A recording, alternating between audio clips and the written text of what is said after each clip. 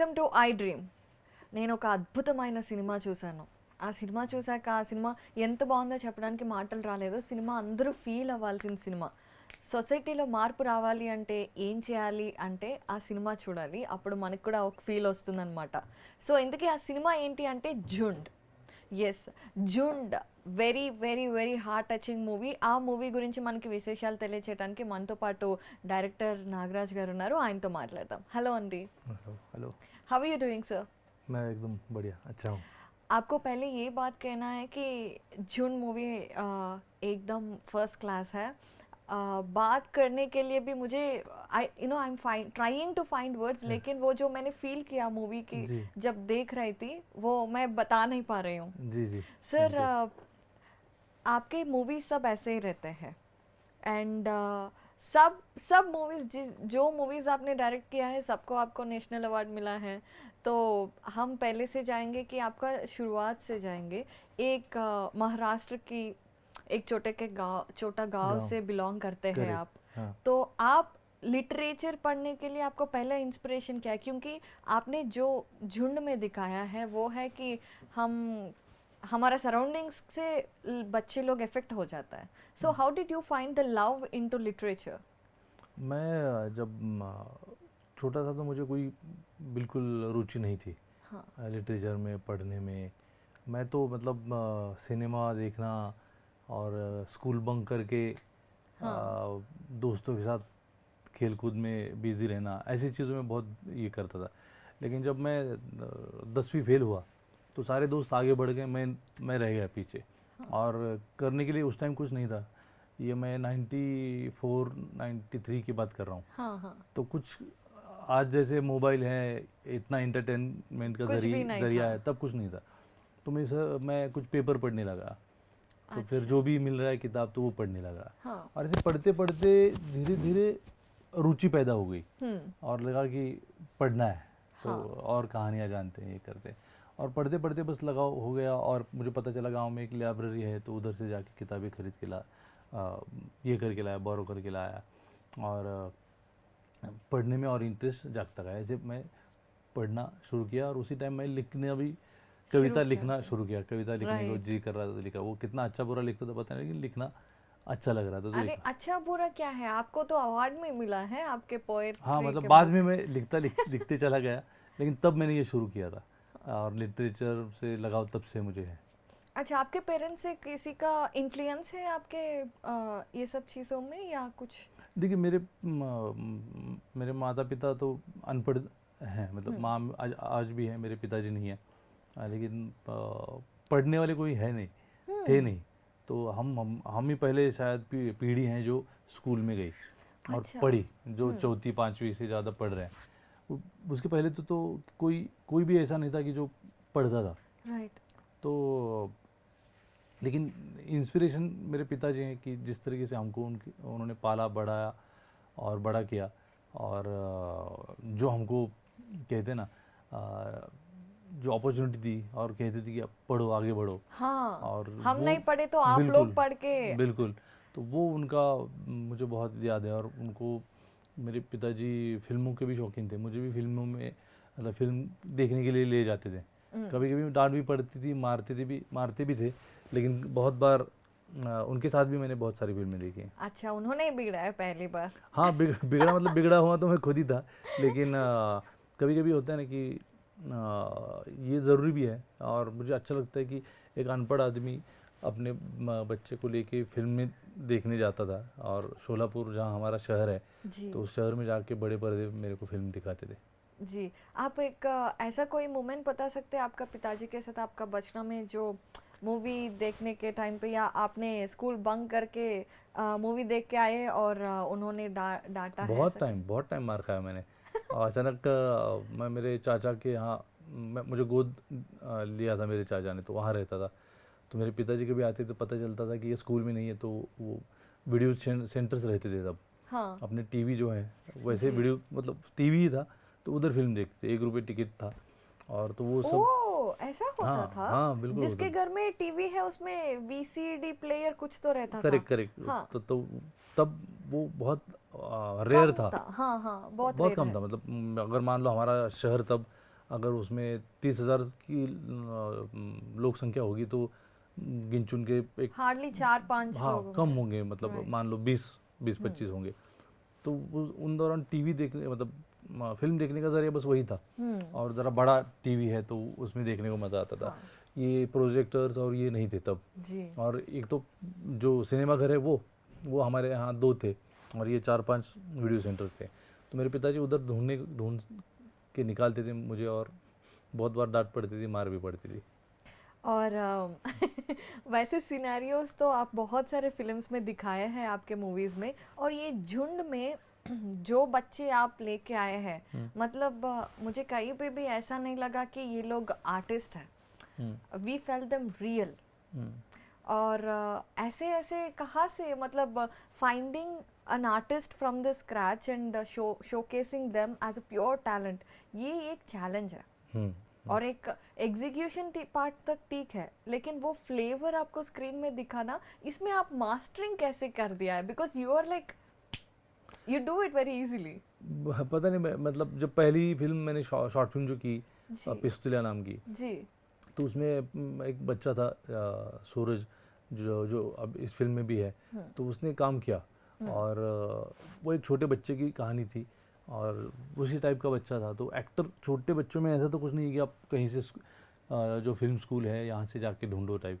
तो मुझे वहाँ से वो मेरे गांव के करीब से ही वो मिला, और उसको लेके मैंने ये पिस्तौलिया बनाई। राइट। तो उसको नेशनल अवार्ड मिल गया, बेस्ट हाँ बेस्ट एक्टर, राइट। और मुझे भी बेस्ट डायरेक्टर मिला।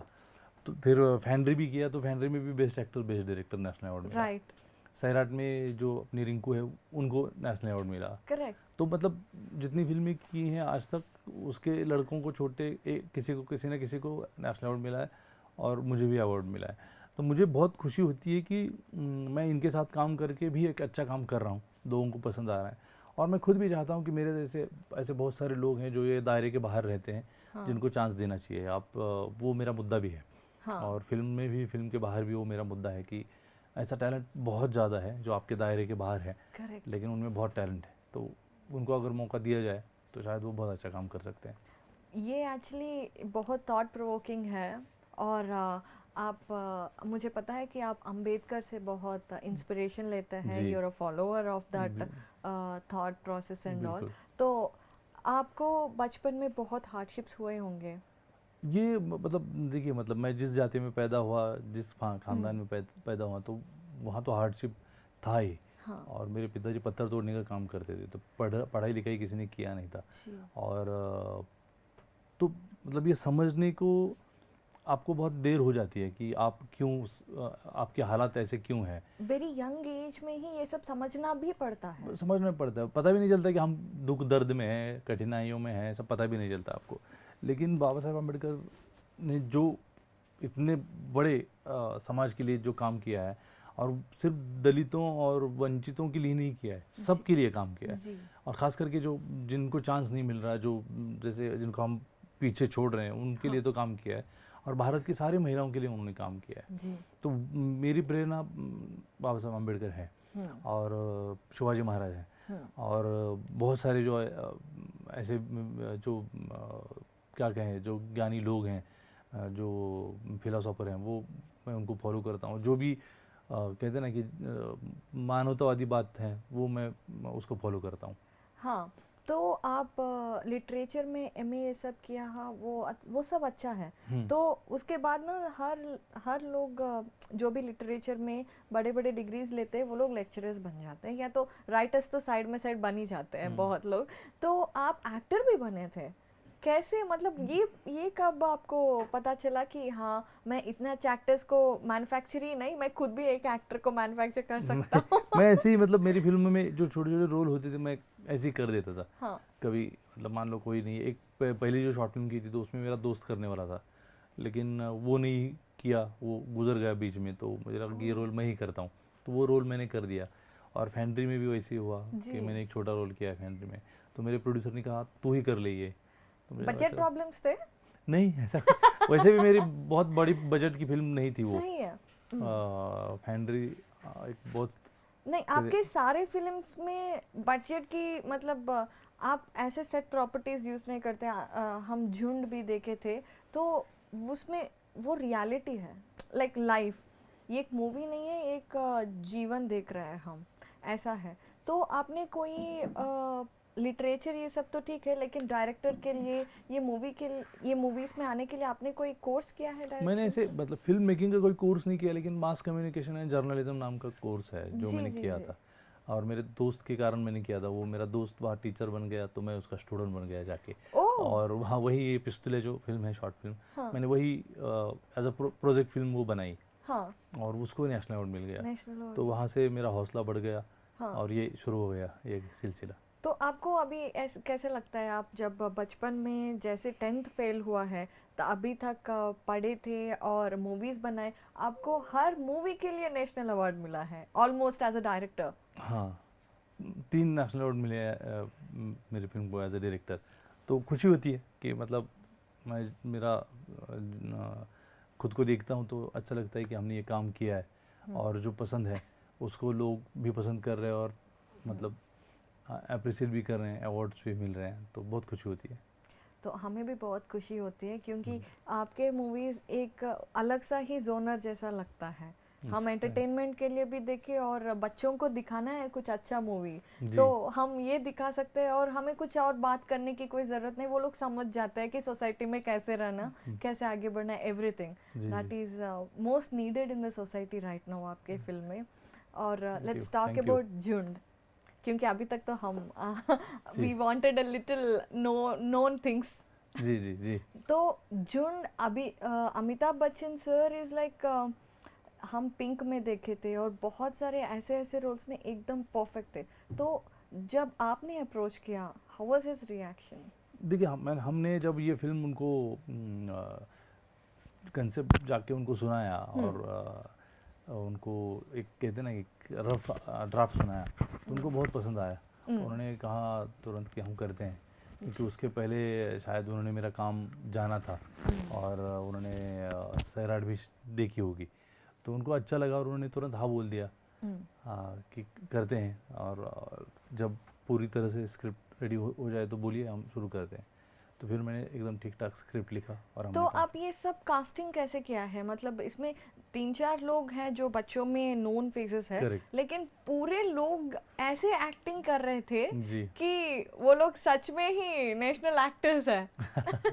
बिल्कुल। वो मतलब सब लोगों ने ये पहली बार काम कर रहे हैं, बहुत सारे लोग। जो मैंने सैराट नाम की फिल्म है उसमें कुछ जो आकाश है सैराट में, वो रिंकू है, और जो तानाजी है, अरबाज है, और मेरी फैंड्री का हीरो सोमनाथ, तो ये लोगों ने भी काम किया है। लेकिन बहुत सारे जो बच्चे पहली बार काम कर रहे हैं राइट। और उन्होंने जैसे आपने कहा कि बहुत अच्छा काम किया है, और मुझे भी खुशी होती है कि पहली बार काम करके भी इतना अच्छा काम सब लोगों ने नहीं, मैं किया। ये पूछ रही हूँ कि आप कैसे काम करवाते हैं, क्योंकि वो बच्चों से काम निकालना इतना आसान नहीं है और इतना मास्टरपीस काइंड ऑफ एक्टिंग कैसे? देखिए मतलब मुझे अच्छा लगता है कि बच्चों के साथ काम करना और उनसे काम निकलवाना। शायद मुझे पहले जब मैंने शॉर्ट फिल्म की थी तब से मेरा अनुभव है जी और जी सही मुझे है। शायद वो ठीक से आता है। हाँ। और डायरेक्टर का काम ही है कि आप सबसे ठीक से आप मतलब आपको जो चाहिए आपकी फिल्म को वो काम आप निकलवा लो। जी। तो मैं कोशिश करता हूँ कि ठीक करे सब लोग। हाँ, सबको आप स्वीटली ऐसे नहीं ऐसे एक्ट करके बताते हैं। हाँ बताता हूँ।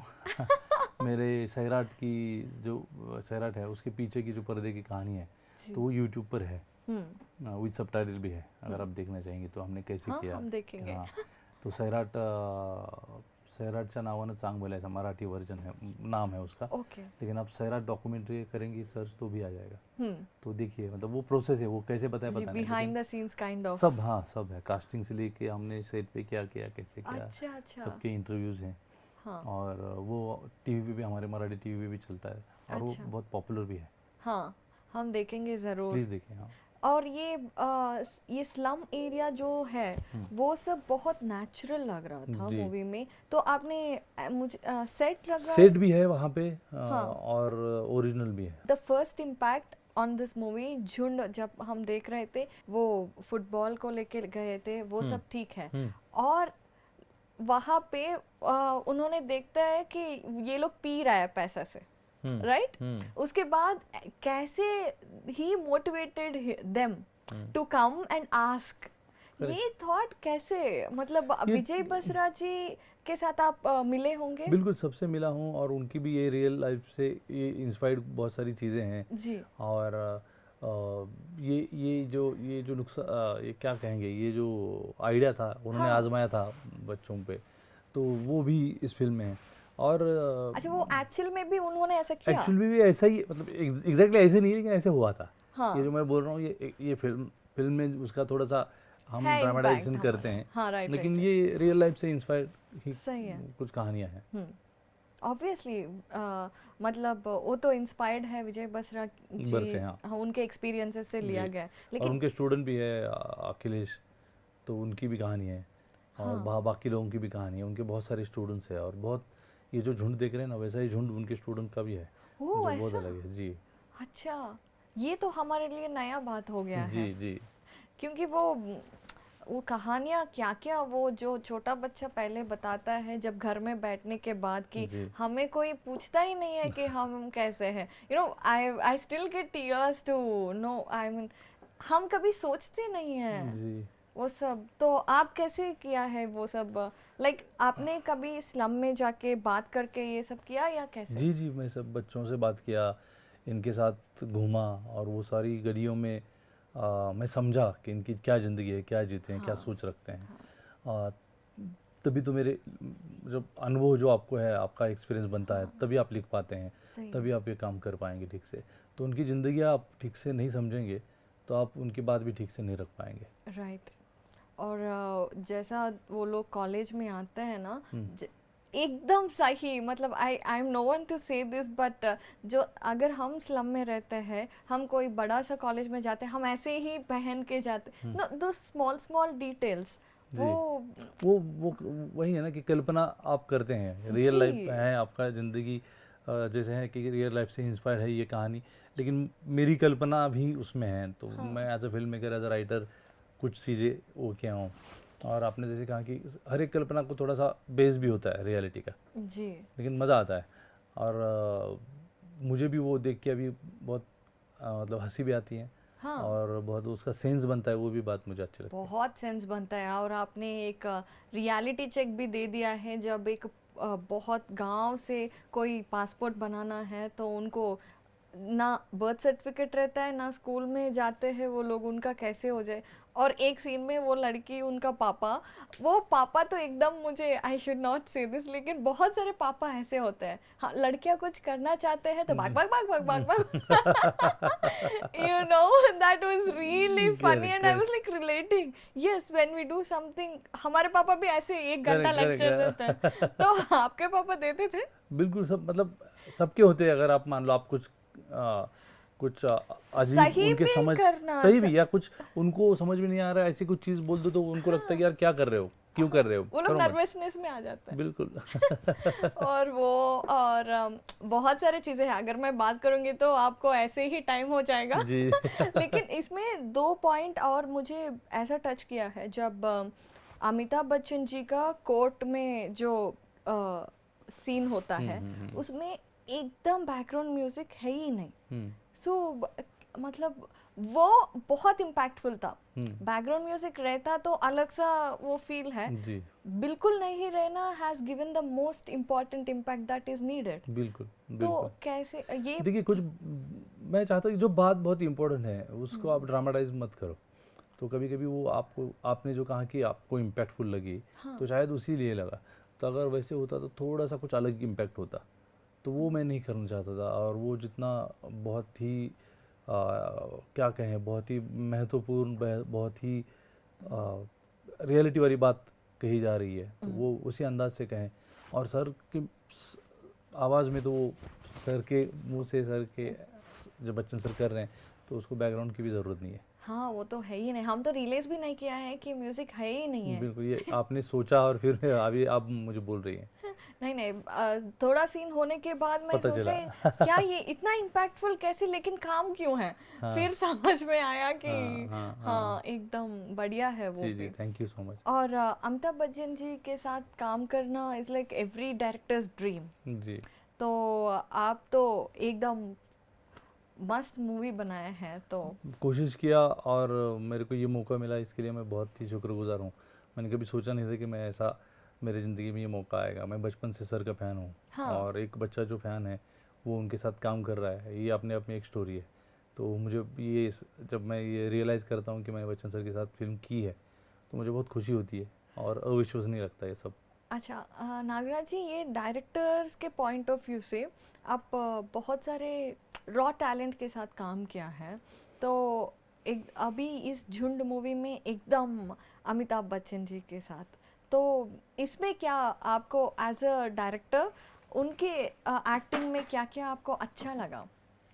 बच्चन सर का हाँ, आई मीन सब अच्छा लगता है एकदम, आपको लगता है वाओ, इसी this is why he is Amitabh Bachchan. बहुत सारी चीज़ें हैं। हाँ। आपने जैसे कहा ना कि वो बहुत बड़े एक्टर हैं, ये तो हमको कहने की ज़रूरत नहीं है, मतलब हाँ। हम हाँ। कितना पसंद करते हैं। लेकिन वो सेट पे जिस तरह से वो सबके साथ रिश्ता बना के और बहुत ही ऊर्जा के साथ, और फिर भी हम पे कोई दबाव नहीं आने देते हैं और इतने साइलेंटली काम करते हैं, तो ये बहुत ही अविश्वसनीय बात है। और जैसे मैं कह रहा हूँ ना कि मैं Amitabh Bachchan as a actor तो बचपन से फ़ैन हूँ और हम सबको पता है, लेकिन मैं जब उनको करीब से मिला और जिस तरीके से उन्होंने हमारे साथ मतलब कहते हैं ना कि दिन बिताया हमारे साथ, जैसे बर्ताव किया, तो मैं तो उनके बहुत ज़्यादा और भी आदर करने लगा और भी प्यार करने लगा। और वो होता है ना कि एक स्टार भी हैं और बहुत बहुत बड़े इंसान भी ह्यूमन हैं। बीइंग है। जी। जी। और इसमें तो मतलब ह्यूमन बीइंग आप भी तो बहुत बड़े हैं, नहीं। आपके मूवी से ही वो पता चल जाता है। तो इसमें और एक सीन है जिसमें मेन हीरो है, वो उसका सीन बहुत इम्पॉर्टेंट है, मतलब society how it is impacting for people to go good और बैड। ये सब सीन्स आप कैसे लिखते हैं? मैं तो आज तक हूँ कि कैसे। नहीं, मैं मतलब देखिए, मतलब जो आप लिखते हैं, जो कहानी का फ्लो होता है, आप जब स्क्रीन प्ले लिख रहे होते हैं तो वो लिखते लिखते दिमाग में आते जाता है कि क्या कहानी कहाँ जाएगी। और मुझे फुटबॉल की ये, मतलब फुटबॉल खेल की ये फिल्म है ऐसे नहीं लगता है, ये नहीं। जो खेलते हैं उनकी कहानी है। और हाँ। मैं वो ह्यूमन स्टोरी की बात कहने की कोशिश कर रहा हूँ और फिर बस बनते जाती। यस, ये फुटबॉल सिर्फ एक सहारा है उन लोगों को जिंदगी को बेहतर करने के लिए। जी जी दैट्स जी what it has shown the जी मूवी। जी। इसीलिए आपने, हम तो जब वो लड़का एयरपोर्ट में पहुंच गया और सब ऐसे जा रहे थे proudly, everybody in the theatre was clapping अच्छा एंड अच्छा। और सब ऐसे ही देख के बस गेम खेलने की कोई जरूरत नहीं, ये लोग जीत गए। बस बस सो जी, जिंदगी में ही जीत गए हैं। बिल्कुल बिल्कुल। तो ऐसा था, सो बहुत अच्छा है। और जो गाना आता है जो ओ स्टोरी में ही एक आता है, करेक्ट। उसमें तो गूज बम्स आ गया है। अच्छा, आपने लिखा है? मैंने नहीं लिखा है कोई भी गाना, लेकिन हाँ। सब लोग मेरे को ये सवाल पूछ रहे हैं क्योंकि कहते हैं ना कि हम जो सोचते हैं वही कोई लिखता है, हम हमारे मन की बात ही कोई लिखता है। हाँ। ये आजातुल जी ने एक गाना लिखा है जो ये है ना, लफड़ा झाला, लफड़ा झाला वाकड़ा तिकड़ा, जो गाना है जो नाचते हैं सारे बच्चे राइट वो। Right right. और बाकी तीनों गाने अमिताभ भट्टाचार्य जी जो हैं हमारे जी। गीतकार, उन्होंने लिखा है। और एक है चीज़, फिर मैं तो मूवी में पूरा आज तक ही देख रही थी।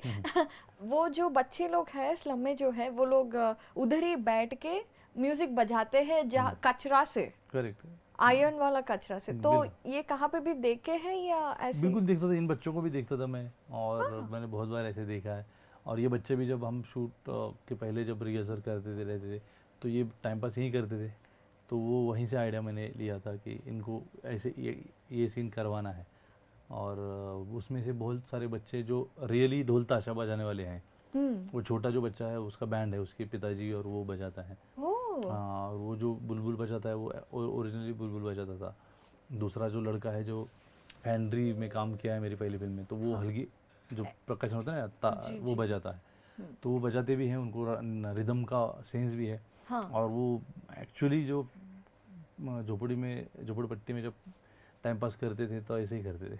तो आपने इस मूवी में ये सब बच्चों को तो ऐसे ही मतलब कोई आर्टिस्ट है, कोई बाहर से है, अननोन फेसेस है पहली बार, तो ऐसा कहीं झोपड़पट्टी से सच में लेके आए हैं? ये सब सच झोपड़पट्टी के ही बच्चे हैं, ये एक्टर्स नहीं है कोई भी। हाँ, एक्टर्स तो नहीं है लेकिन लेकिन झोपड़पट्टी में ही रहते हैं ये लोग।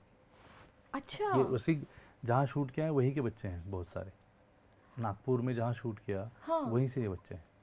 वाह ऑसम। हमने सोचा है कि हाँ आप कहीं से ऐसे नोन लोगों से बच्चों को उठाए हैं, नहीं लेकिन नहीं, इनको ऐसे ही उधर जाके झोपड़पट्टियों में घूम के, मेरे भाई ने जो मेरे लिए कास्टिंग करता है, हम दोनों मिलकर करते, तो वो उसने जाके शूट किया, बात किया, फिर उनके फ़ोटो निकाले, तो ऐसे कर कर के हमने इन बच्चों को चुना, फिर उनका ऑडिशन किया और फिर उनको फाइनल कर दिया। एकदम मौसम है। तो आप ये सब अच्छे अच्छे मूवीज़ करके आप सोसाइटी को तो एक थॉट दे रहे हैं विच इज़ वेरी इंपॉर्टेंट, लेकिन आपको क्या ये सब, अभी फॉर एग्जांपल झुंड ही लीजिए, इट्स अ बेबी, आपको सब पसंद आता है, लेकिन पर्सनली ऐसा कुछ सीन है या मोमेंट है आपको हार्ट टचिंग लगा? मैं इतना सोचता, मैं उस तैयारी में इतना हम खो गए हैं। हाँ। मैं उल्टा आपसे पूछना चाहूँगा कि आपको क्या अच्छा लगा? मुझे तो सब कुछ अच्छा बस लगा है, मेरी भी राय मेरी भी राय वही है। लेकिन मुझे बहुत दुख हुआ है ये एक चीज़ का, जब सारे जहाँ से अच्छा प्ले किया था, जब वो अब सब नहीं बता सकते हैं, बिल्कुल, तो हाँ, हाँ। वो आई फेल्ट सो बैड। और जब ट्रेन आ रहा था तो एक इंसान आता है, वो कैसे, मतलब ऐसी जिंदगी में होता है, मूवीज में नहीं होता है, मूवीज में सब कुछ अच्छा होता है नहीं बिल्कुल लेकिन जिंदगी में ऐसा होता है, और आपने दिखाया, और वो आके गोलकीपर बन जाना, बिल्कुल। और एकदम वो फियर भी एकदम मस्त दिखाया है। जी। तो ऐसा मेरे साथ तो बहुत सारे अच्छे अच्छे हैं, और डायलॉग भी तो मस्त है एक। Thank you so everything is so lovely in the movie. Thank you so much. तो एंटरटेनमेंट नहीं, बस दिल को छू गया है। Thank you. आप ऐसे ही मूवीज बनाइए, और हमारे ऑडियंस की तरफ से ये है कि आप नेशनल अवार्ड्स तो बहुत जीते थे, लेकिन ऐसा मैंने यूट्यूब कमेंट्स में ये सब में देखे थे कि यही एक डायरेक्टर है जो हमें ऑस्कर लेके आ सकता है। अरे बाप रे, हाँ। That's really lovely, and after seeing this movie, definitely we wish that all the best for that, and we wish you again बहुत सारे अच्छे अच्छे मूवीज के साथ ऐसे हमारे पास आएंगे। Thank you so much. Thank you so much for the time. Thank you. Hi, this is Isha Chavla. This is Manara Chopra. Hi, this is Kartikeya. నేను డైరెక్టర్ తేజ అని. Press the bell icon for more updates. For more such videos, please subscribe to iDream. For more videos, please subscribe to iDreams. For more videos, please subscribe to iDream. And you're watching iDream Media. Please like, share and subscribe to the channel. And don't forget to subscribe to iDream. Please subscribe iDream Media. Do subscribe to iDream. Subscribe to iDream Media. Do subscribe to iDream Media. Don't forget to subscribe. Click on the button below. Don't forget to subscribe to iDream.